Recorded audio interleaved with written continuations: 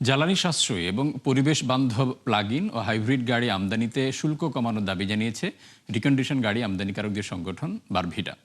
সংবাদ সম্মেলনে সংগঠনটির নেতারা বলেন, সম্পূরক শুল্ক বেশি হওয়ায় অনেকেই মাইক্রোবাস কিনতে পারছেন না, তাই বিষয়টি বিবেচনায় নিয়ে মাইক্রোবাসের সম্পূরক শুল্ক প্রত্যাহারের দাবি জানায় সংগঠনটি।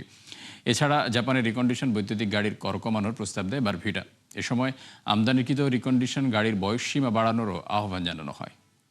এটা একটা গাড়ির দাম যেখানে আগে 20-22 লাখ টাকা পাওয়া যেত, এখন এগুলো প্রায় 40 লাখ টাকা চলে গিয়েছে। অতএব এইটা সরকার রাজস্ব পাবে, জনবান্ধব ব্যবহার করতে পারবে, সেজন্য এটা অবশ্যই শুল্ক কর কমানো উচিত।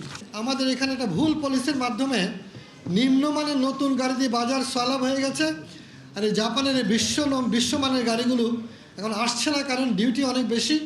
এটাও আমরা মনে করি যে বৈদেশিক মুদ্রার সাশ্রয় এবং ভ্যালু ফর মানি, যাতে একবার বিনিয়োগ করে অনেক দিন চালানো যায়, সেই জিনিসটা আমাদের মতো দেশের জন্য অত্যন্ত গুরুত্বপূর্ণ।